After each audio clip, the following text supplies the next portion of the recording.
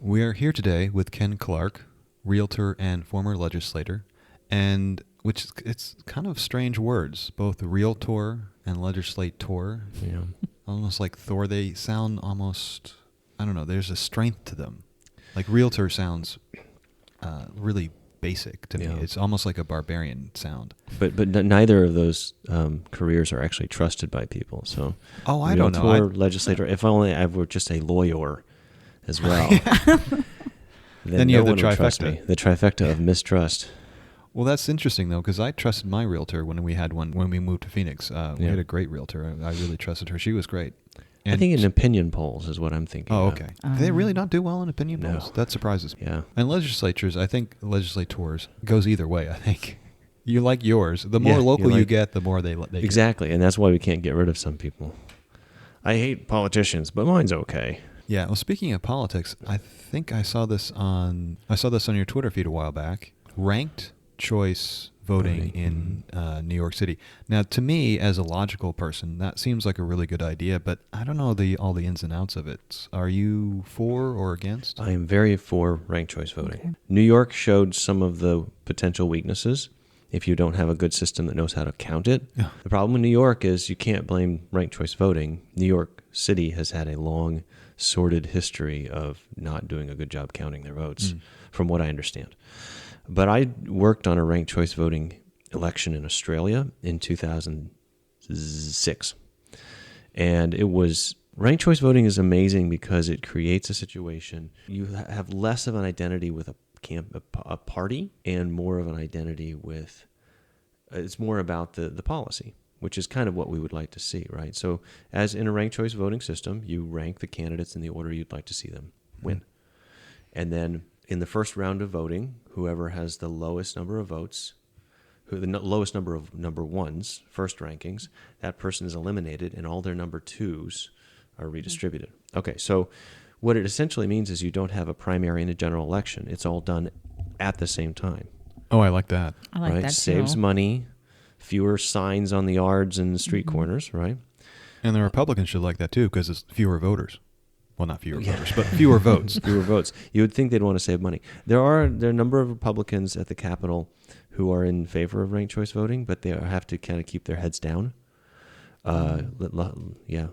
They could get lopped off by their fellow Republicans. Is that considered a liberal position? I don't know that many people really think about it too much. They probably do now since New York did it. Oh, I see. But Alaska just passed a ranked choice. It's actually a hybrid ranked choice voting system, and Maine has it. And I think there are some others that are going to be voting on it soon. So the group I'm volunteering with, led by a really great bunch of people. I check in on the meetings and whatnot. They are very qualified people. They come from tech, Motorola, engineer kind of people, and they're really well organized and they're raising money, very grassroots. And they have regular meetings to talk about next steps and research and all that. Anyway, it's called Voter Choice Arizona. Do they have a website? They do. Voter Choice Arizona. Okay. .com. Yep. I better be right. Well, I'll put the link in the notes. Yeah. Thank you. I remember when I was in Australia I used to be married to an Australian, so I would talk to friends and family, around the Barbie, I suppose. And they would be talking about the parties and policy or whatever, and there was just less of this strict identity with a particular party. So they'd say, well, I'm not a fan of this policy by the liberals, but the conservatives are doing this and that kind of thing. But this, it actually created more space for conversation. Right. Do they have a bit more of a parliamentarian structure? They do. Okay. They do. That might help. Which does not necessitate that you have to have a parliamentary system. Right. One of the things that drew me to it was the idea to try to fix one of the main problems I see in the United States when it comes to voting, and that people don't want to vote for losers, so they will vote for the person who they think who can win, even if that's not their preferred candidate. Yeah, I could see this changing that. And that drives me crazy a little bit because I have kind of a long history of supporting third-party candidates. Right. Yeah. And there's plenty of argument about whether this does support third-party candidates or not, and I would suggest that there's a lot of theorizing about what it could do, but whether it actually would. What I noticed in Australia is that third-party candidates definitely had a greater opportunity there were situations where you had what we would consider competitive districts, very, very close, where they had quite a lot of influence, as you would think that they might. And it creates a situation where the primary major candidates have to tone down their rhetoric so that they don't alienate that second vote. Mm-hmm. So if I think, well, I might not get your number one vote, but I might get your number two, I better stop trashing the other candidates so I don't look like a complete nutbag. So I'll get your number two, and that might get me through to the second round. Requires a little more strategy. A lot of strategy, yeah. You might get people talking more, which is generally a good thing. Our candidates are kind of ridiculous here in the States, where they hardly talk and hardly talk to each other. Hardly at all. So let's talk about something a little more local and fun. You guys have been talking about something called Festivus, but I think, is it pronounced Festivus or Fostivus? Because it's Festivus. Okay. It's the traditional Festivus, but spelled with a PH. Okay. With the Phoenix, Right. Phoenix Festivus, yeah. You got it. How did you come up with that name? I knew that I wanted to do some kind of a Christmas market. Okay. Because I was a military brat and we lived in Germany, and I just thought they were amazing. I loved the Christmas markets. Mm-hmm. Around about 2010, I was saying to this group of volunteers that helped me put on the Get Your Fix events, and I said, well, what do you guys think? We should do some kind of big Christmas market. And then we're just like, brainstorming and spitballing, and someone said, why don't we think about the Festivus thing? So I just, combined them. And the thing about Festivus, in order to be a vendor, you must be locally owned. Yes. We favor locally owned sponsors because we support local first and all that. There are times when we don't always get to do that because we do have to raise money to, put up the fences and all that kind of stuff. What's nice is that we have a certain goofy flavor to it. It is. Just silliness. So we have the feats of strength and the airing of grievances and the Festivus poll. And then somewhere about 5 years ago, along came Hipster Santa. I saw that. He's wonderful. And he's got, a big white beard, and he's got suspenders and glasses and funny pants and looks like a hipster. And people line up for probably sometimes I've seen him lining up for half an hour to get in and just get a picture with him. You've got this great little living room scene with a fireplace and old furniture from the 60s. And if you look closely, there's some things in there. Like there's a little beer over in the corner, like an old Schlitz.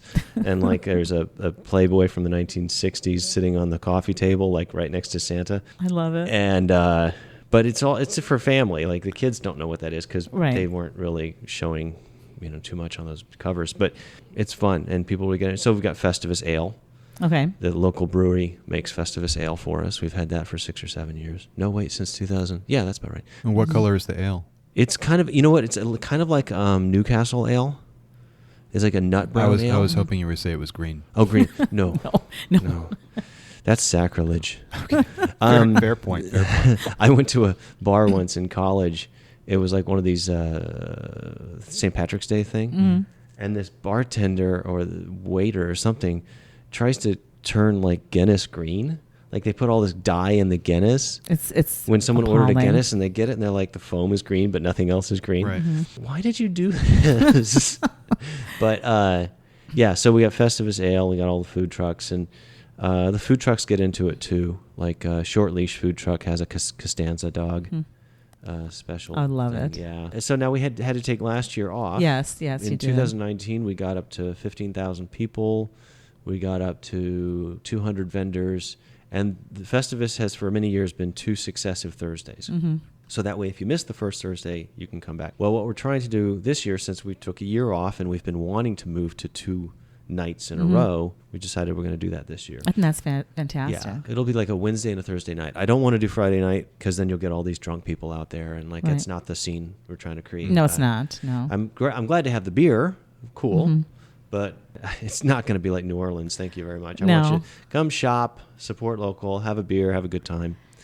And that's perfect for It's me. a wonderful event. As a former participant, way back in the early Festivus days, I always had such a fun time. Yeah. And the vendors, it was just a nice community of vendors. People were very gracious, very complimentary. We traded a lot of stuff and a lot of ideas. And it was just it was a great time of supportive of the arts, and I appreciated that. Oh yeah, I've done a lot of events over the years, and that one people feel more like there's just greater sense of excitement and community than I've seen. It's not like your standard farmer's market where you're just kind of out there in the morning and you don't really talk to anybody and ask about the honey and then move on to the next thing.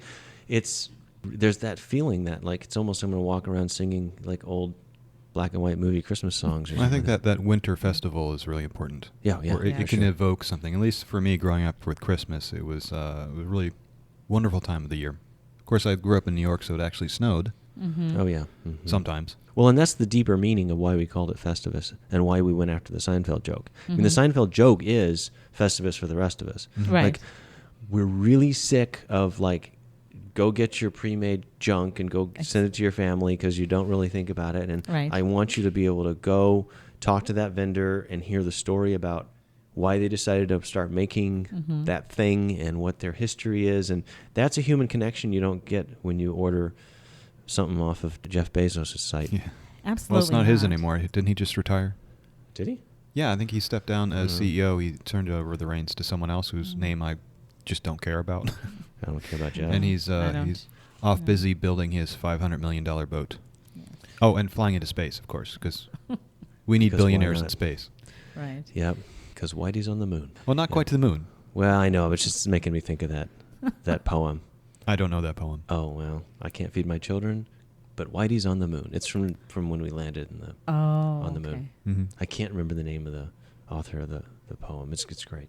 I just loved the event. Yeah. As like someone who participated, and I developed a small like cult following. I mean, my items were very seasonal, and my season with climate change gets increasingly shorter. I think we're about down to 2 weeks now. Yeah. Someone would want to wear something on their head made of wool or around their neck. But there were people who'd come and look, and I actually got calls. The one time the first time I didn't participate, and then I just never did again. My whole life changed, and I was getting calls. It's like they were looking for you. Like I had this little cult following of people. Yeah. So then I just got to meet them at coffee shops, but I still felt kind of included. It was really sweet. It was really sweet. Yeah, Catherine actually had some really nice knitted products, wool knitted products, and my wife had one. It was absolutely beautiful, and this is probably the wrong time to let you know this, but she lost it. That's okay. I can make more. No, it was terrible. I felt so bad about it because it was such a nice piece. That was a cute piece. And she left it at one of her doctor's offices. Aw. Well, maybe someone somebody's else using it. Yeah. Hopefully. Yeah.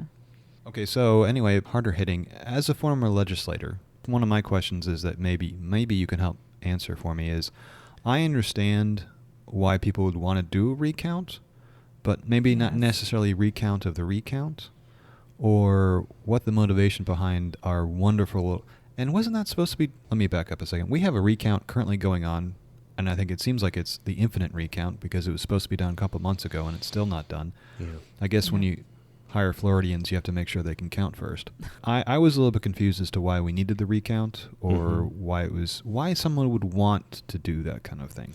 Yeah, let me back up and say I think that we need to not call it an audit or a recount. We need to call it a partisan recount. Fair point. Exactly. Because that party, they got a hold of the reins and they were able to convince Karen Fann that they should do it. Now, the reason I think it happened really comes down to Karen Fann, who, when I served there, I didn't agree with her on much, but she was a nice person. I thought we could actually talk.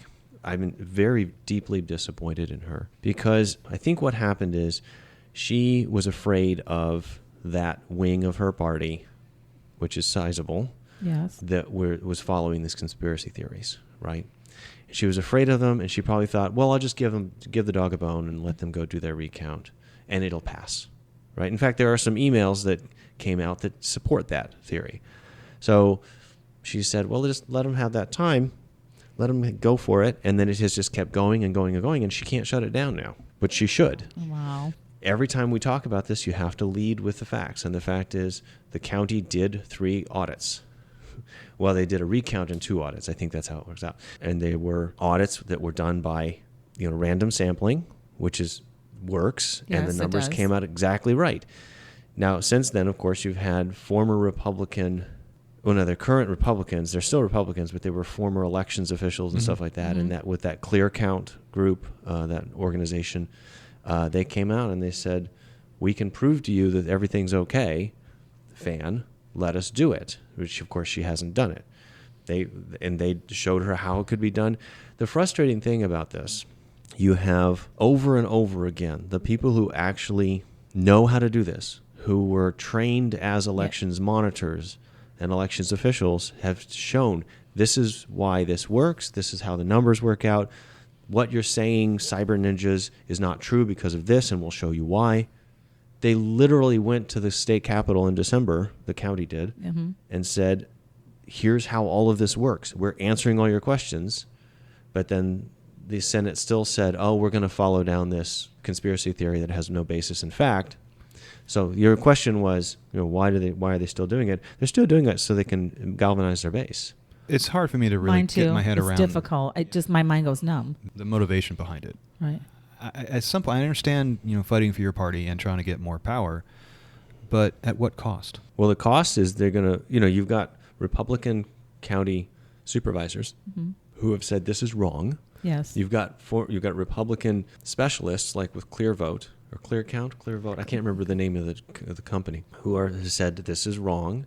So you're losing people within your own party. Yes. I don't know if they're dividing their own party, but worse than that, they are creating a situation where people don't trust our democracy. The scariest thing for me is that I watched this happen in Bosnia. So prior to going to Bosnia in 1995, I was getting my master's degree in U.S. foreign policy. And in my undergrad, we were all watching the fall of the Soviet Union. How Croatia started in 1991 and 92 with that falling apart. Slovenia, other parts of the Eastern Bloc. We watched that. And I'm seeing many of the same things. Megalomaniacal leaders who people follow unquestioningly. You have people who won't believe facts. You show them the facts and they'll go, well, that must not be true. I'll come up with another reason why I should believe what I believe. It is very frightening. I don't like to be a pessimist or think that our country's falling apart, but unless we really get our shit together, we're gonna see the end of this. Yeah, and I wonder if that's mostly to do as far as the Republicans trying to get their base out to the primaries. Because the primary voters, especially on the Republican side, seem to have a lot of sway in the party, even if they can't win the general election. Absolutely. But that still skews things. And occasionally, you'll get someone like Trump who wins an election that was a little bit unforeseen. Right. He's the black swan, the outlier. There you go. Yes. There's a culmination of areas that we have to be concerned about here, and that is dark money, redistricting, and voter suppression. And those three things, people who want to see good government, whether they're Republican, Democrat, Independent, and want to pull away from this train we're on, need to really organize around those three things. The Republicans have rigged the Redistricting Commission at the state level. Yes. They have put in place significant voter suppression at the state level and other states, of course. And dark money, they were able to put that in place years ago. In 2022, unless we have a significant showing of people at the Redistricting Commission as they start having their public hearings to really push back against districts that are made to support incumbents, unless we get really behind Terry Goddard's anti-dark money campaign, and unless we go and work 4 times as hard to get people out to vote and help them navigate the voter suppression, we're really in deep trouble.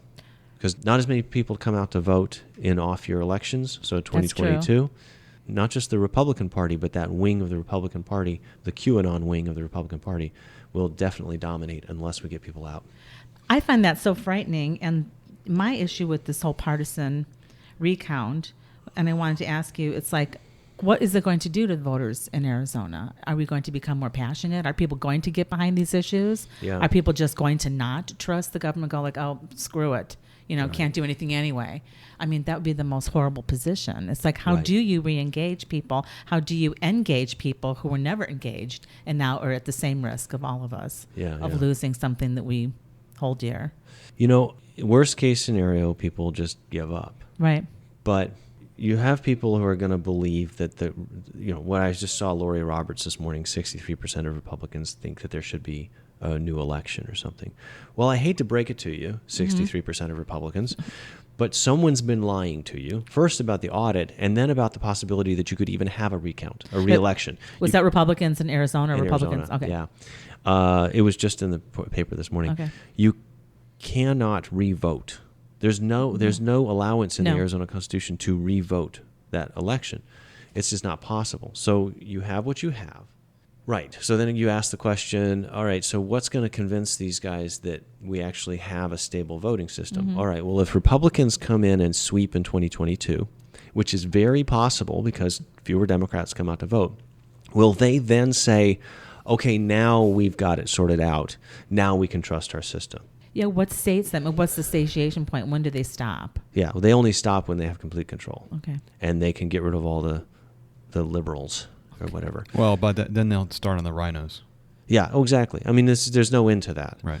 Which is the frightening thing, and we've lost that element of. Look, I mean, the Democratic Party has lost a lot of tolerance within its ranks as well. There's a huge litmus test kind of ecology in the Democratic Party as well. I've never considered myself a Democrat, and I was a registered Republican for a long time, but I am no longer a registered Republican. And even though I don't feel like a Democrat, it just seems like the more sane party, or the last sane. Oh yeah, party. no, yeah, you know, I'm Democrat, and I believe if you look at the party platform, I'm there. I'm fully there. What I'm not down for is the internal backstabbing silliness. Well, I guess my point is that you're always going to have internal fighting, but it seems like the Democrats fight less in some ways as far as what their positions are. I think from a position standpoint, the Democrats, the policy is closer together, which is very ironic because they're willing to kick each other out of their own party. Like Al Franken got kicked out for almost nothing, really nothing. Right. And he was a big hitter. They lost. It had nothing to do with policy. It had to do with absolutely nothing. It was an old joke. It was when I read that article, when I first saw that article about him, and this was back, it was like 3 or 4 years ago, a conservative radio host who had been touring with Al Franken during the Iraq War. They were doing comic relief. It was before she was a host. Right, she was before she was host, but she's now a conservative host. So we know where her political leanings are. Al Franken had a picture of him basically mocking, groping her while she had a flak jacket on. And she was asleep. That was a joke that she was wearing a flak jacket, and this is totally within Al Franken. And this is when Al Franken was a comedian. Right. And so I thought that was a joke. I thought they were making a joke out of this, that this really wasn't a serious thing. They're going to throw Al Franken out of the Senate because of this. No, that's exactly what happened. Whereas the Republicans, you can literally molest children and they won't throw you out of the party. There's Gates and what was that guy in the Arizona legislature? Not the Arizona. I was thinking Stringer Tennessee in the Arizona or. legislature. I know what you're saying. He barely lost his Senate election. There was an interesting New York Times columnist. I can't remember who it was. But she was interviewed on Fresh Air. It must have been about 2 years ago. No more than 2 years ago. And she has done a lot of work on basically Me Too issues. And she didn't really follow the Franken thing until like a year later, and then she followed it and she started looking into like what evidence really was there and was it justified for them to ask him to step down. And in the end, it seemed pretty clear that what they should have done is given Franken an opportunity to stand up for himself. Now, there's a political calculation, and the leadership of the Democratic Party was like, do we want to go through that right now? And I understand that calculation, but it's really sad because Franken was really he's a humorist, so he could use that to his advantage quite effectively. And we need that. We need a humorist in office. Well, the thing with Al Franken was he wasn't just a humorist. He was very clever and very smart. I watched several of his when he was interviewing DeVos for the Secretary of Education. He clearly understood the issues better than she did, which was a little scary that DeVos became the Secretary of Education, and one random senator knew a lot more about her job than she did. Yeah. But he was just very smart, as well as being a humorist. And he surrounded himself with very, very smart staff. Like, they're just good people there. Yeah, I think that is often overlooked, how important good staff is. Yep. George Bush Jr. had an awful staff, and I think because of his staff, he's not the brightest guy, but I think more so, it wasn't so much George Bush was a bad guy, I think his staff was a bunch of crazy people, and so he wound up with a pretty unsuccessful administration, in my opinion. Yeah. Yeah, agreed. You seem to be much better about talking politics than I am, because I tend to get a little bit more fired up and possibly a little bit more extreme. You seem to be able to bring it back and... Yeah, many years of meditation. Okay. Oh, that does help, doesn't it? Yeah, well, there's certain people I'm not good at talking to about policy, because I'm just so, like, I don't know, like family members. Sometimes I don't understand why you refuse to look at data. Like, you refuse to, like, you say that you listen to both sides, quote, quote, air quotes, but you clearly don't, because you share articles with me from, like, or you share Turning Point USA stuff, or, like, you're not critical enough of, skeptical enough of those things. And it's so frustrating. I've lost 2 very close friends. Well, one's on life support. One friendship is on life support, not the person. Oh, okay. It's just like my old iPad Air plugged into the wall. Like, we're like, I can do stuff like we do. But the other one's definitely gone. And it was all surrounding exactly that. This, sending this nonsensical information, things that weren't vetted, stuff that wasn't even rational. And you ask, it's like, please don't send, let's just keep it light and fluffy. Let's keep it about art. Let's keep it about crap. Let's keep it about your whatever, not this. And the degree to which one just went, I call her full Q now. I mean, and it's really, really hard. And it's heartbreaking. It's heartbreaking to have lost, these long-term here's scenarios. a I mean, how do you stop that? I mean, this is ridiculous. I know. And let me throw something back at you. Go ahead. If we truly believe that we're in danger of losing our country, is it not incumbent upon us to engage with the people in these situations? I think we should be trying to engage, yet I'm a bit of a hypocrite because I have a terrible time engaging It's with difficult, these people. Ken. Like, I have a lot more patience than some people in having political conversations. But that patience comes from just going, yeah, I'm going to step back. I'm not going to talk to you. There are people that I know who are really, really good at taking the time to, like, listen, okay, let's see where our commonalities are, and let me reach out to those commonalities and start building that bridge. We need millions of people who have that skill base, who have been trained in that skill base, to start breaking this down. Short of that, I don't know how we get out of this mess. And I'm certainly I'm probably not helping much. I don't know that this has proved to be a successful point, but I think one way to do that is to pivot to the topics at hand rather than the cult of personality. Actually look at the issues on hand, because most Americans agree on a lot of this stuff. It's just once you start banking it down through the lens of the parties, then it becomes like a religion, and then it doesn't matter what you thought. Once the religion tells you what your stance is on masks or the vaccine, then you have to take the party line. But that's the challenge, though, right? So I absolutely agree with you. So how do you, if you take it away from the cult of personality and you want to work on a particular issue, right? So let's say I talk to some person on the audit, okay?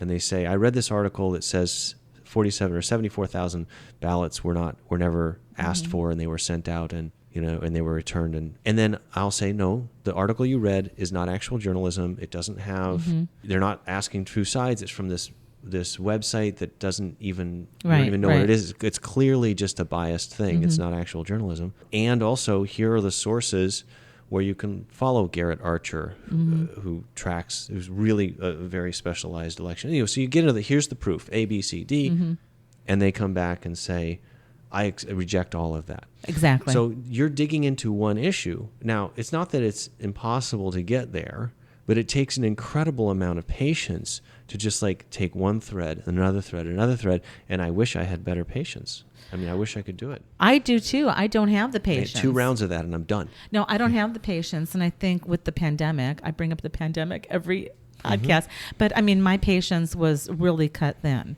There were certain other things that, like, were in the forefront. And, like, so having all the political stuff that had been going on during the former administration, and then now, bam, like, we're in this essentially life or death situation, and everything's scary, and your adrenaline's on high, and, like, you're just in a total fight mode or whatever it is. And now you're still dealing with these political. I didn't have any, at one point, I remember the day, I just ran out. It was like, I'm done. I have to be done, because this is never going to stop. Right. It needs to go over here in a little box, and we can revisit this relationship, or we can just move on. And I had to really focus on my family, focus on my own mental health, focus on my meditation practice. It was clear that nothing I could say or do could tease through that amount of opposition. I think that's what we have to avoid, though, Mm-hmm. because then we shut down and we don't do the work. And that the problem is one lie is really hard to untangle. So Mm-hmm. the other, well, not the other side, but one side can be putting out 10 lies a day, and it takes 10 days to unravel each lie.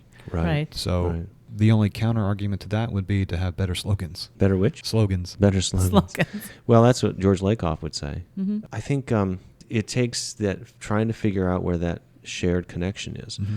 I know because I see them talk about it. The Trump base, they don't trust corporations. Right. Now, they mistrust them for different reasons. Let's spend some time on that. I don't trust corporations either. Mm-hmm. Why don't you trust them? Well, they support a bunch of lefty field. Really? Because I think they support a bunch. But I think probably through a conversation, come up to some common ground there. And it's just going to take a while. It And does that's the take a while. hardest part is that it's taking a while. But what you're telling me, everything you're saying is basically reinforcing the idea of ranked choice voting. Yeah. Because that allows for other ideas to creep into the Mhm. mix. And even if the person that True. you vote for, maybe the person comes in third, but those ideas get talked about, the two parties have to bang back and forth. And if there are more voices to countervail whatever misinformation is out Right. there. I think it's easier to make a consensus around a third voice that isn't already invested in one of the other two parties. Is that where we're going? I don't know if that's true. I don't know where we're going. Okay. I wish I could predict anything past the end of this interview. Like I don't know. Right. But Oh, I Ken, think- you don't know where this interview is going. So this is why I keep talking about dark money, ranked choice voting, and redistricting. With dark money, you need to have disclosure. Even Justice Scalia said you need to have He did. disclosure. He I've did. got the quote. Yeah. And then with ranked choice voting, it gives you more space for conversation. And with redistricting, you need to have a greater number of competitive districts. If you look at the competitive districts, that's where the members of those districts have to be considered more moderate, either from the Democrats or the Republicans, right. because that's the only way they're going to pick up the win. Mm-hmm. And just generally speaking, when I look at the districting map, Mhm. I mean they're absurd. They have these little thin angel hair lines that connect one side of the state to the other side of the state, Mhm. and those two cohorts of people are not the same group. If you look at the 5 criteria for redistricting into the Arizona Redistricting Commission, you have this balance or this tension back and forth between, for instance, competitiveness, compactness, similar populations, right? You have to respect geographic boundaries, and you have to create things called communities of interest. Now, the problem you have there is that communities of interest is not defined. Right. And I think it's the biggest Trojan horse in the system, because what you have is even though we have a redistricting commission, you still get to make presentations to them and get your community to go speak and try to get your communities of interest represented on that thing, on that map. But what happens is politicians are the ones who organize the communities. So it's this kind of a grass, astroturf kind of situation. Okay. They'll go in there and say, well, our community of interest, we're a community west of 19th Avenue, but east of 19th Avenue, that's a different community. Well, gosh, who lives just west of 19th Avenue? This one representative who wants to stay in their district. Okay. You know what I'm saying? Yeah. Oh yeah. The Republicans used it quite effectively. Oh, actually, both of them did in 2010. They used it quite effectively to create districts for people they wanted to see elected. Kirsten Sinema's district was created that way. They were like, this is our community of interest, and they built it around what used to be the Greg Stanton City Council district. And you Yeah. actually have one of those thin lines that connects Ahwatukee to part of Yes. Phoenix. So, and they're like, well, that's our community of interest. And I'm sitting here watching behind the scenes going, I know what you're doing. You're creating a district for cinema. So she just organized better, right? And then you had quote unquote communities of interest for parts of rural Arizona. And it makes sense. You don't want rural Arizona to be stuck with urban Arizona in one district. They do legitimately have different communities of interest. But what you have to watch out for are those ways that people in the redistricting process are manipulating the system. Now, everything I just said will be ignored by 98% of the people because it took more than 140 characters to say it. Right. That's the challenge. And when I've worked on 2 different districting situations, 2001 and 2011, and the challenge you have is that you're arguing degrees. Hey, it'll be a lot better if we move 20% more toward competitive districts.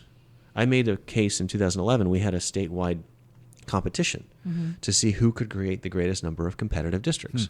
And in the legislature, our winner had created 10 competitive districts, and we usually have 3. He created 10 competitive districts. He still respected communities of interest, geographic boundaries, Voting Rights Act, which I haven't even talked about yet. Right.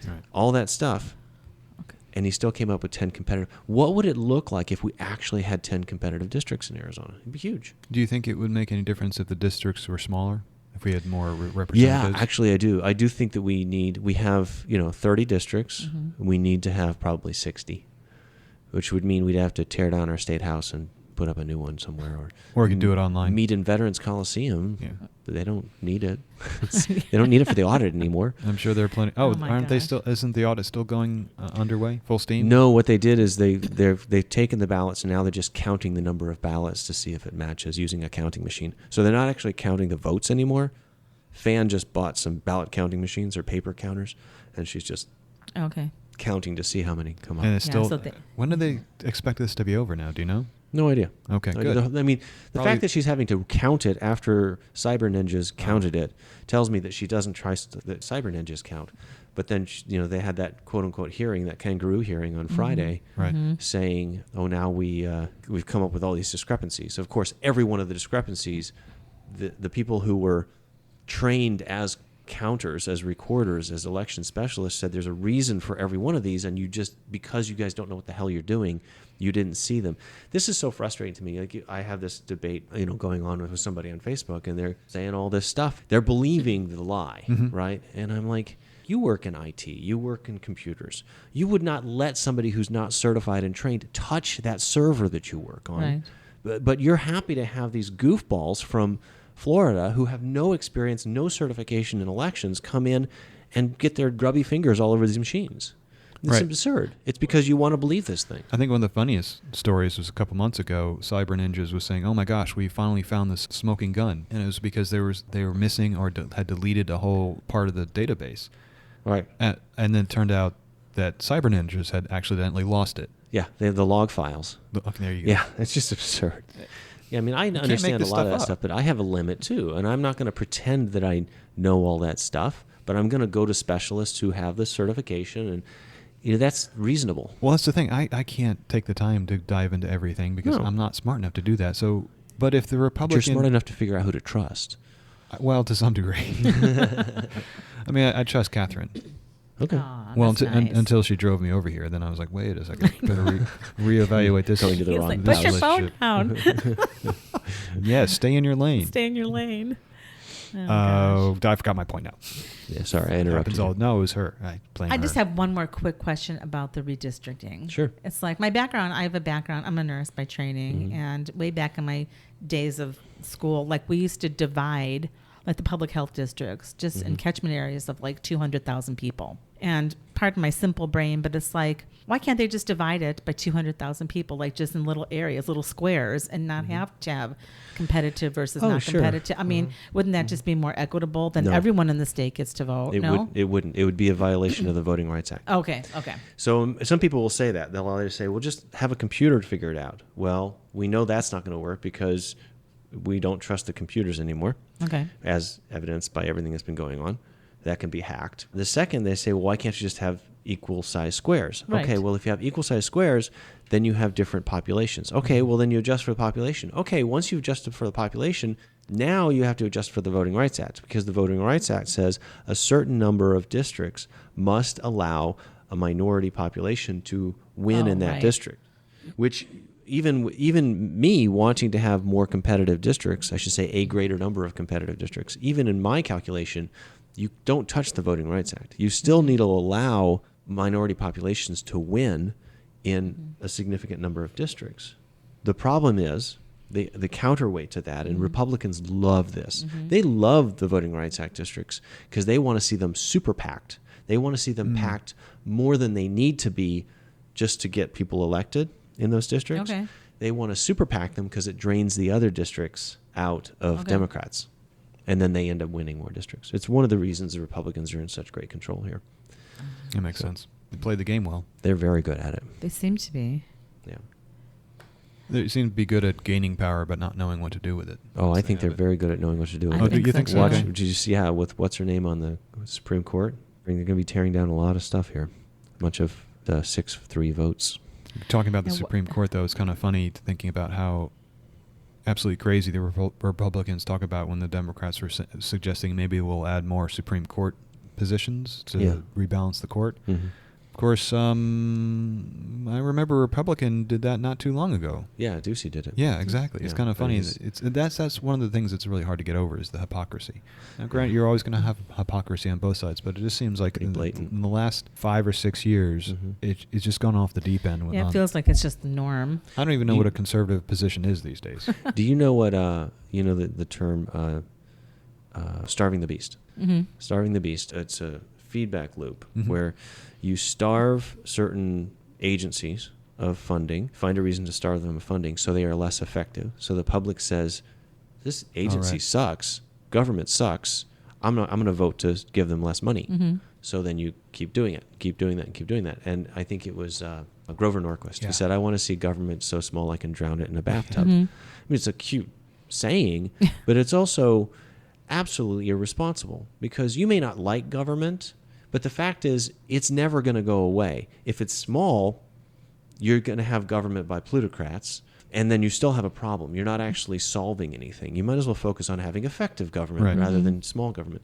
But what you've seen them do here in the legislature for the last 30-some years is cut taxes, turn around and say, we don't have enough money to take care of these Schools. schools and Schools. all these services y'all want.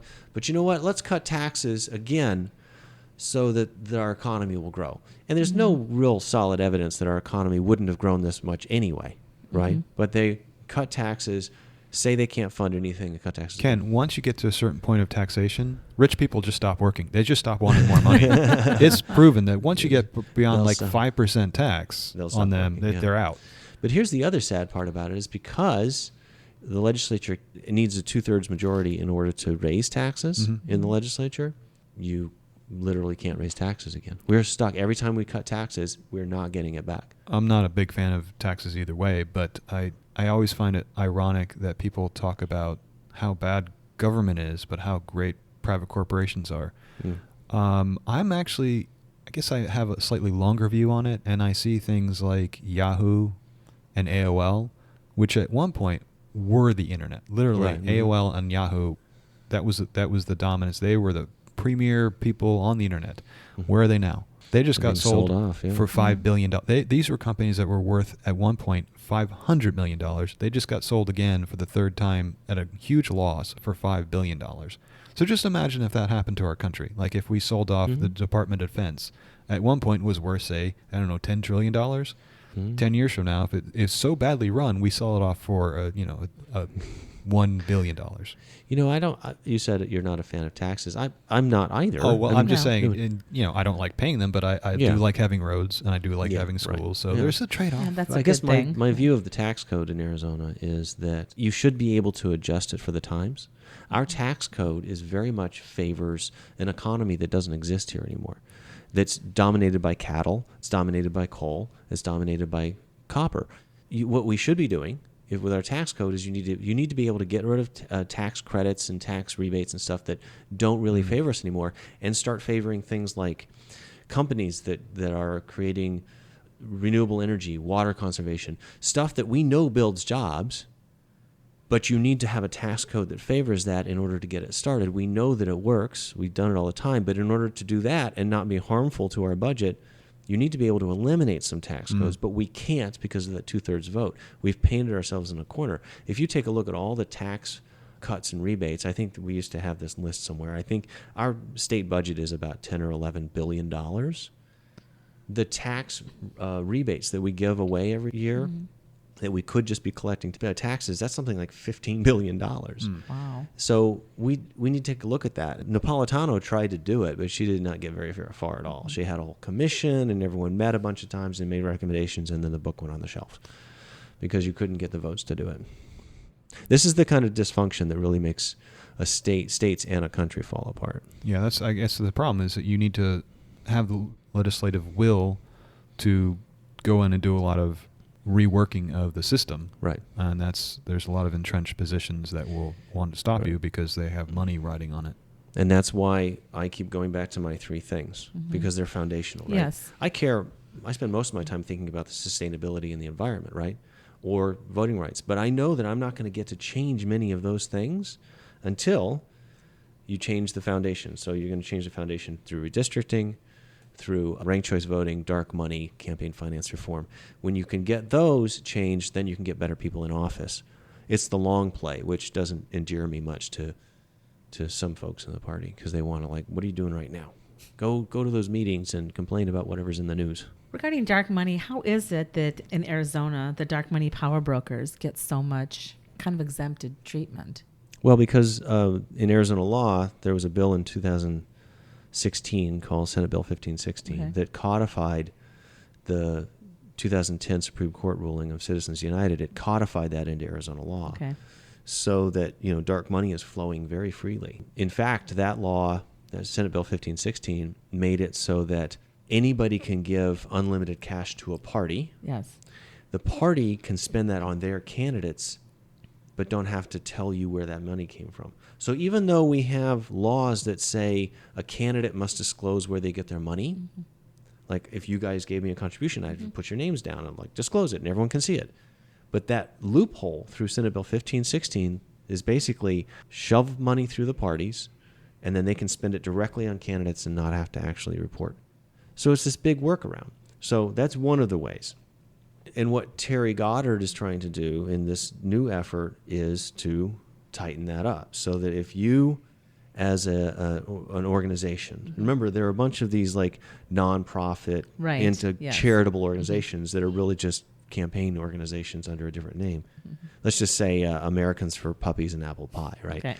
So Americans for Puppies and Apple Pie, under his rule, as soon as they spend $50,000 in a statewide campaign or $25,000 in a local campaign, say legislature, they must disclose who gave them the money, all the way back to the person who earned it. Oh, okay. Okay?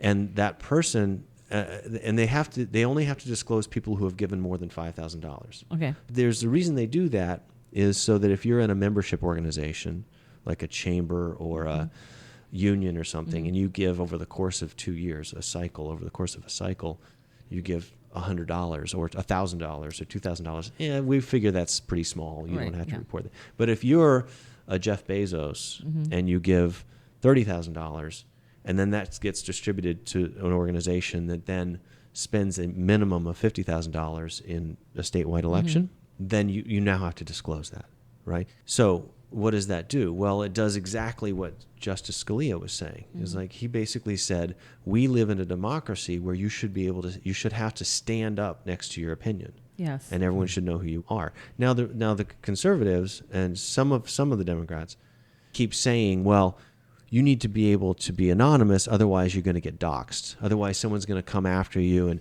threaten you. Well, we have very few actual cases of that happening where people who gave money are going to be threatened. But nonetheless, we have rules against threatening people.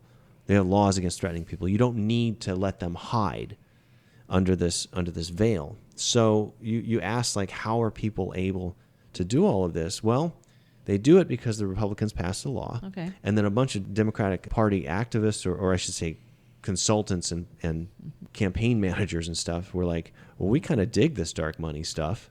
We're going to use it too. Well, the problem with that is, A, the other side's going to have a lot more money always.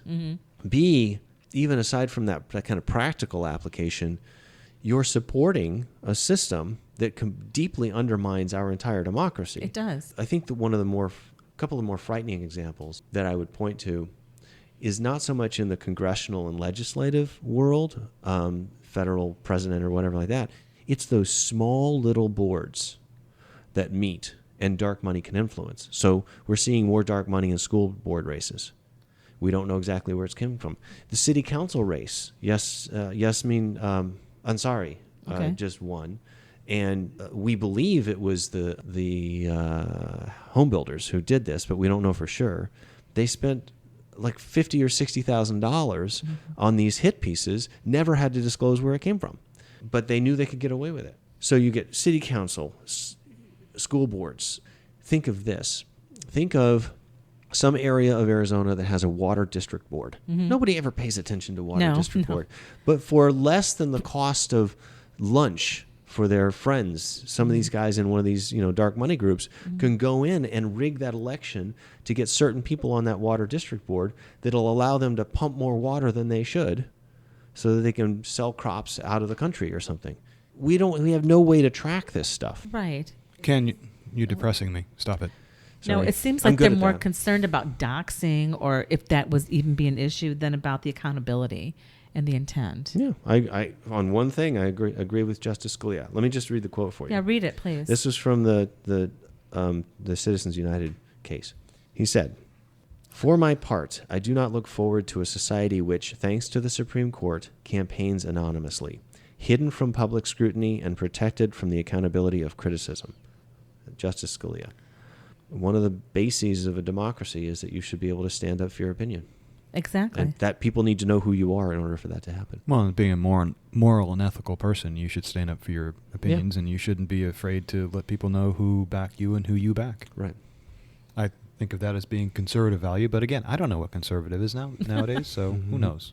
I was a conservative when I was a kid. Mhm. I was a Boy Scout, and I learned, they taught me, leave your campsite cleaner than you found it.